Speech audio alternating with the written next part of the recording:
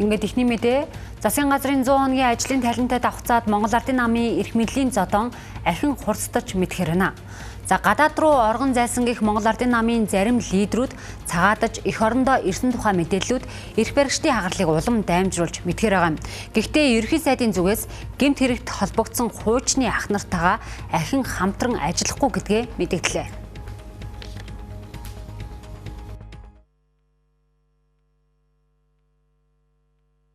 Нэгэнтээ гадаад руу оргон зайлсан гэх Монгол Ардын намын гинсек Мөнхбат эргээ ирж шувуу ажиллагаагаар баригдаж ирсэн бадамж унаа цагаатсан гэх дуйлан цахим орчинд цахиур хагалж байна.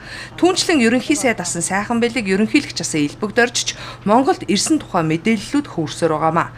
Энэ дуйлааныг ч Монгол Ардын намын лидерүүд өрдөж байгаа нь улс төр ахин савлах уу гэсэн болгоомжлыг үүсгээд байна.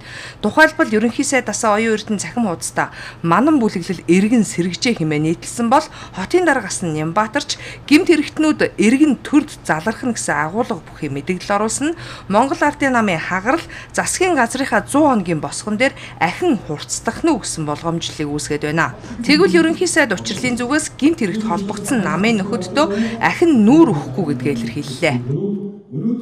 Авилгын эсрэг чөлөөлт бол засгийн газрын 4 дахь чөлөөлт. Тэгэхээр хууль зөрчиж байгаа, ёс зүйн асуудал гаргасан хинтээж Монгол Ардын намын даргын хуваар Монгол улсын ерөнхий сайдын хуваар бол эвлэрэхгүй. Танилын нүур халуун хэдий боловч та бидний эх орон ирээдүй илүү хайран байна гэдэг үгээ байнга хэлж тэр зарчмаа барьж ажиллаж байгаа. Тэгэхээр Мөнхбат бадамж унаа нартай хамтран ажиллахгүй гэж ойлгож болох уу цаашдаа? Би бол хамтарч ажиллахгүй. Ерөнхий сайд учрал архины ширээний ард ажил ярихгүй байх зарчим баримталж байгаа нь намынх нь олоод сөрөг хүчний улс төрчдөд таалагдахгүй байгаа гэдэг бор шууг тарааж байна. Түүний энэ үгийн цаана Монголын төрийн ажил хэрэг өмнө нь архины ширээний ард танилын нүрээр шийдэгдэж ирснийг зогсооно гэх давхар утга агуулгадж байгаа бололтой.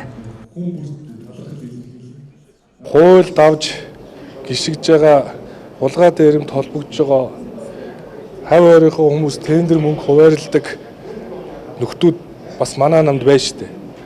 Энэ нөхдүүдэд бол эвлэрэхгүй. Миний арга барил манай намын болон нөгөө намын зарим нөхдүүдэд таалагдахгүй байгаа. Яагаад гэвэл би хинтээж тендерийн 10% ярьж үзэв. Би өнөөдрийн улс төрд байгаа хинтээж ямар нэгэн компанитай ямар нэгэн бизнесийн ашиг сонирхол байхгүй. Дээрээс нь би нэг бас хэлдэж штэ. Би ч нэг атман танихгүй хүн штэ. Гол онцлог нь 2024 оны сонгуульд Монгол Ардын нам ялдаагуулж төрийн эрхийг гартаа авсан ч өдгөө намын дарга ерөнхий сайдаа хідэнтэй солиод байна. Эрх мэдлийн ааганд 10 жил болсон Монгол Ардын намын лидерүүд ахин хагарч засгаа унгаах уу эсвэл намынхаа хагаралыг дахиад дарж сонгуультаа золох уу гэдэг одоогоор тодорхой биш байна. Ямар ч тач эрх баригч намын хагаралын гал нийтэд мэдэгдэх хэмжээнд ноцож эхэллээ. Төр засаг хэр удаан тогтвортой байх эсхийг бид таашгүй.